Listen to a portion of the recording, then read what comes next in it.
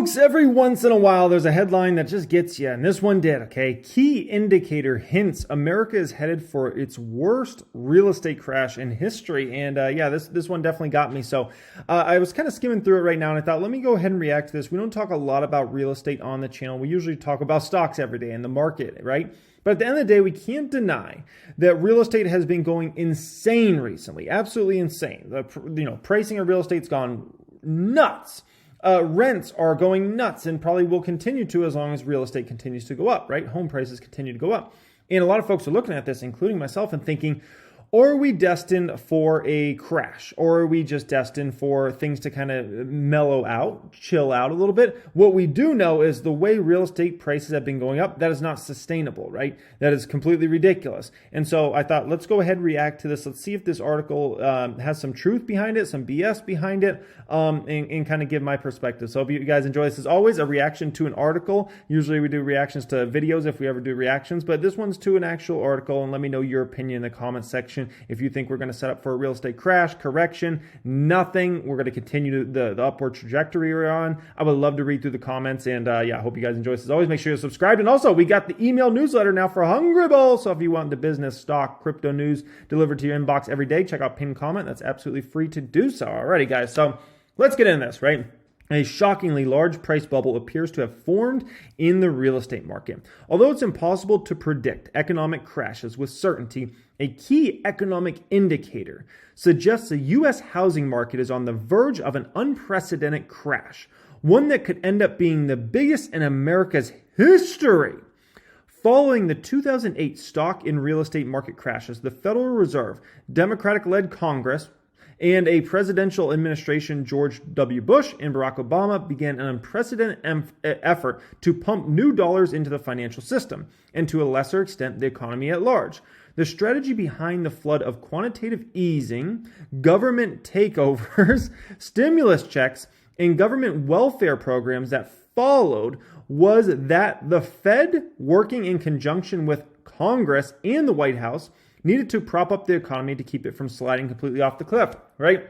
And, this is where you get in this great debate all the time where it's like, how much should the government be involved? How much should the Fed be involved whenever the economy gets into a rough spot? Obviously, we had a massive crash in the stock market back in March of 2020. The Fed helped save that whole situation, helped save the economy. A lot of folks are like, I know some people that are like, no, we should just let it keep crashing. And it's like, okay, do you want like 30% unemployment? Like, if you want people in bread lines, like what do you want in these sort of situations? So you get in this tough situation where it's like the Fed's bad, but then like if they don't react, do you want that actual real devastation for years? Do you want 5 years, 10 years of devastation in the economy? That's a big question, right?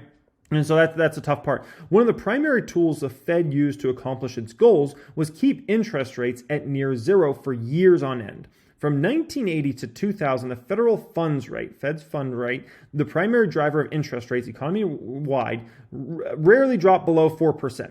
It was common for interest rates to be 5% or higher, and sometimes it was like 15, 20%, like some insane numbers, by the way. However, from 2009 through 2016, interest rates were consistently much lower than 1%. Beginning in 2017, the first year of Donald Trump's presidency, the Fed began a more aggressive rate hikes, right? The economy was obviously on stable terms, but it only briefly topped 2% in 2018 and 2019 before the Fed once again slashed rates to near zero as part of its plan to address the effects of basically Rona lockdowns. When interest rates are kept low, it's easier for governments to spend more money than they take in, because debt is cheap. Additionally, banks and other financial institutions are more likely to lend money out for high-priced items. And this is one of the reasons why it gets hard for to ever see super high interest rates again. And when I say super high interest rates, I basically am talking about anything over 5%, because the federal debt now is so insane that you got to understand every little 1% up is so much more in interest the government has to pay in that scenario. It's absolutely insane. Never mind that. If you were to put interest rates at 10, 15, 20%, real estate would be ugly, car sales would be ugly, everything, loans, and we're a very debt-ridden economy nowadays, taking out loans and those sorts of things. So if you were all to pull that back, it would get ugly really, really fast, right?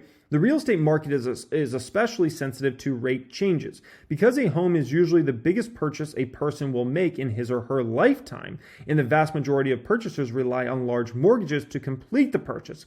Absolutely, interest rates are key in that whole subject, especially if you're talking about somebody that's cutting it close, right? Like let's say there's somebody that has, $2,000 a month for a mortgage.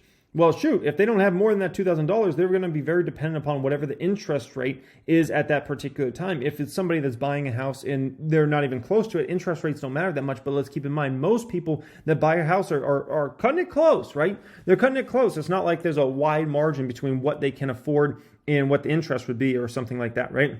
When interest rates are kept extremely low, people can afford to take on more debt because the monthly payments cost less. As a result, sellers increase their prices. Yes and no when it comes to that. Sellers can only increase their prices if there's really that sort of demand out there and the supply is low during that particular time. It's not like just as simple as interest rates are low, so I'm jacking up the prices. It doesn't really work like that. This is one of the reasons the real estate market crashed so hard in 2008. Following September 11, 2001, the Fed kept interest rates low, encouraging people to take on higher than usual levels of debt, especially in the real estate market. It was obviously a really, really big push. Everybody should own a home and those sorts of things. And it was great for the real estate market until it wasn't, and all of a sudden jobs were lost, and then it got ugly really, really fast, right? Rather than learn its lesson from the 2008 crash, the Fed doubled down on this failed strategy and then tripled down during Rona response. Congress and the White House were all too willing to cheer the Fed on, since lower interest rates have helped them gain and expand government programs without, basically begging foreign governments to finance U.S. debt. And, they definitely have a point there. I'll just say that. As a result of these policies, a shockingly large price bubble appears to have formed in the real estate market. The average sales price of a home in the fourth quarter of 2021 was $477,900 compared to $403,900 in the fourth quarter of 2020 and $384,600 in the fourth quarter of 2019. That's a $93,300 increase in just 2 years, by far the biggest increase ever recorded in just 24 months. Further, the 12-month home sales price increase for the second, third, and fourth quarters of 2021 were all above 17%. The highest hike, basically recorded in all three-quarter periods since 1963. The earliest in the Fed's data, was made available. That's extraordinary. What that basically tells you is real estate's gone stupid. I mean, it's just completely stupid. That's so unsustainable. It's not even funny, right? You're not going to keep seeing, 17%, 17%, 17%. You should usually expect real estate to go up, and obviously it's market by market.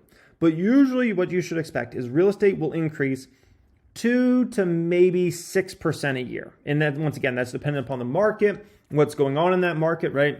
That city, that state, whatever, what jobs are there, how the economy is doing at that particular time, what interest rates are. It depends on many different factors, but usually you should expect real estate over time to go up 2 to 6% per year. When you start talking about 17% quarter in and quarter out, no, there's things that are wrong out there. Let's just put it that way, okay? Put simply, Americans have literally never seen housing prices skyrocket like this and are now for this long period of time. And every time they have approached the numbers we are seeing in the past, in the 1970s, late 80s, and early mid-2000s, there was a massive real estate or stock market crash that soon followed, or both. There appear to be no exceptions other than a few rare cases where housing prices increased quickly immediately after the crash had occurred. Determining the size of a market correction is extremely difficult, but if the 2008 crash is an indicator of what's in store for us today, then if the current real estate bubble pops soon, as all bubbles end up basically popping, it could end up being the largest real estate crash in history. And keep in mind, guys, in the 05, 06, 07 time, when it came to getting a mortgage, man, they weren't checking anything. They were just like, you tell them, hey, I make this much, da, da, da, da. They were just giving you loans out there. If you know anybody that was getting mortgages at that time, it was like cake, right? And that, I don't know if you guys ever seen the movie, The Big Short before. It's like the scene where he's in the strip club and, the stripper's like talking about she's got 5 houses and this and that. And that's what it was in that market. And if you talk to anybody that was in the real estate market at the time, that's exactly what they're going to tell you. It was so easy to get loans, multiple mortgages, and those sorts of things. I can tell you this market is not like that at all. As somebody that's gotten a few mortgages over the past few years, and I can tell you, man, they go through every little line item, and they want to see this and they want to see that. I can tell you, it is not like it was back then when you just tell them, oh, I make this much, and they're like, okay, you're good for it. No, okay. So if you want some comfort in the situation, you got to understand what was going on at that time was totally different than this time. Also, the other thing you got to understand is during this time, a lot of people were signing up for what's called variable interest rates. So which meant essentially, the interest rate could all of a sudden spike massively. That happened for a ton of people, and all of a sudden they couldn't afford their homes. Right now we have what's called fixed rates, and that's what's customary out there. And so when you have a fixed rate mortgage, if you're at 3%, you're going to be at 3% for the next 30 years if you're on a 30-year, right? Or if you're at 2.8% for a 15-year, you're at that for the next 15 years. There's not a situation where all of a sudden you're like, oh, I was paying 2.8%, but now I'm paying 8.8%. It doesn't happen like that. So if you want some comfort, that's definitely some comfort on, and I think that should be, set out there. The bubble that developed from 2002 to 2007 peaked at around 47% price increase before plummeting by 20% from 2007 to the first quarter of 2009.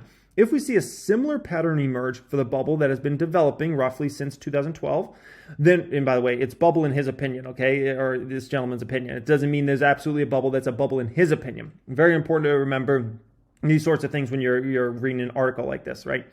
Then we would see housing prices drop by 30 to 40% over a 2-year period. That'd be a big drop. Whatever the final numbers end up being, the evidence is clear, in their opinion. Based on data reported over the past 6 decades, America appears to be on the verge of an epic real estate crash. As painful as such a correction would be, it is likely necessary. The price increases we've seeing in recent years are primarily the result of inflation and reckless monetary policy, not real economic growth, they say. Okay. Once again, the pushback of that is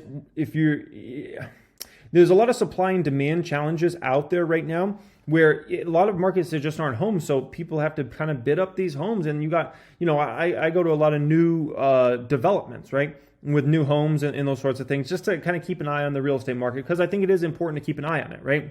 What I see out there consistently is if there's a new home site going up, they got 10, 15 people bidding on the next lot to come out, essentially, right? And not because these people are just like, they got way too much money, so like, oh, I'm just going to bid on that. It's because people are looking for a house. They want to buy a house. They got a job that pays ... so they can afford that house. And there's a tight supply out there in almost all markets I see. And especially a lot of the big markets that really drive things. And so when you're in that sort of environment, prices end up going up. It's not because people are necessarily going out of their way to buy 10 houses or something like that. It's just, if that's what you got out there for availability, you're going to bid it up, right? And imagine you're somebody that, you would usually go after a more expensive home, but you're looking at home prices so high right now that maybe you come down, right? And you're bidding on a home that you wouldn't have usually bid on. So now the people that are coming up to that price point meet you there, and all of a sudden you guys are in this competitive battle. You got more money than them. You can outbid them in this situation. So it makes for a tough environment when it comes to that. However, there is a chance that housing prices will not drop, or drop minimally. If the Fed decides to continue to keep interest rates low, which is likely, and low meaning under 5%, okay? Despite the ongoing inflation crisis, it might prevent a real estate crash the size and scale of the one discussed above. It will come at a cost, though. More inflation, even bigger market distortions, and perhaps the collapse of the dollar. Oh, gosh, okay? The collapse of the dollar. If I had $1 for every time I heard collapse of the dollar, I would have so many dollars. I would be the Federal Reserve. Oh, gosh, okay? Just literally, that's always like the thing, the collapse of the dollar, the collapse of the dollar. It's literally, I've been in the financial game since 2008, 2009. The amount of times I heard the collapse of the dollar is ridiculous. Regardless of what the Fed does in the short term, it's clear that America's disastrous monetary policy chickens are coming home to roost. Prepare accordingly, they say, okay? So, in my opinion, in regards to this, okay, let me state a bunch of facts. No, not facts, opinions of mine, okay, based upon everything I look at. Is now a great time to buy real estate? Not in my opinion. If I had way too much money right now, which I don't because I'm going to spend so much dang money on my Hungry Bowl company, like all my cash flow just goes there essentially. But if I had way too much money right now, would I be out there buying real estate, extra properties right now? No. Okay, a couple years ago, different situation. I was happy to do that. Right now, no, I'm good. Like, I don't care if I had an extra $10 million in the bank. It's not like I'm like, oh, I got to go buy some real estate today. No. Okay. Real estate, what I've witnessed kind of happen over the past, let's just talk about the last 2 years. Okay. Is I watched real estate not really do too much in 2020 for the most part until the very end of the year. But what we watched is the stock market bottom in March of 2020 and then start to skyrocket from there, right? And it had some big dips, but mostly it just skyrocketed, right? Meanwhile, real estate was kind of chill.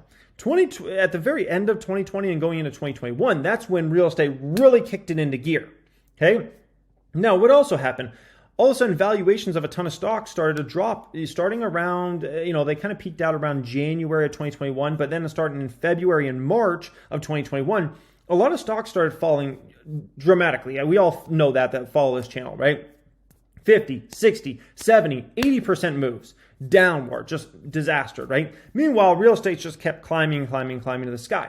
Everything's gotten more expensive to build a home. So that's one of the reasons prices go up. Low interest rates definitely help. People have good jobs. Wages have been, going up. And we're in an economy where, it's not hard to get jobs right now, right?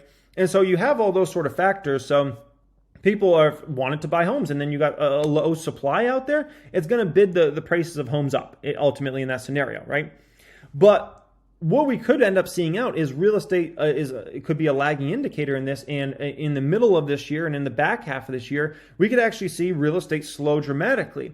And maybe we even get to a point where real estate prices, believe it or not, start to come down. I think the first thing you got to see is real estate prices start to moderate. I think the earliest you could probably see real estate prices start to moderate is probably around summertime, right? Around summertime, you can start seeing some real estate prices moderate. Now, if that moderation goes into an actual drop, that's where things could actually get intriguing. But the one thing we do know is the move up in real estate, that's not sustainable. You can't keep having prices go up 17%, 20%, 25%. Some of these markets are up 25, 30% in the past year. It's not sustainable. People end up just not being able to flat out afford the homes, and wages aren't going up fast enough to offset that in that sort of scenario. And so what ends up happening is real estate goes down. The good news with that is, if there's a lot less buyers out there because they just can't afford real estate, then the supply starts to go out there. That's where you could get an interesting dynamic where, basically the buyers go from this massive disadvantage in the market to actually being an advantage in a market. And that can happen in a matter of a 12-month span. It can happen. I've seen it happen in the stock market. I've seen it happen in the real estate market where buyers go from massive disadvantage to massive advantage. And it happens fairly quick. Just real estate seems to lag the stock market overall. So that's my opinion on that. Let me know what your guys' opinion is on the real estate. Do you think prices are going to come down? Do you think they're going to moderate? Do you think they're going to continue to skyrocket for the next year or two? Would love to hear from you guys in that comment section. As always, I appreciate you joining me. Much love. Don't forget to subscribe and sign up for our daily newsletter, The Hungry Bowl. It's absolutely free. Check out pinned comment down there. Peace.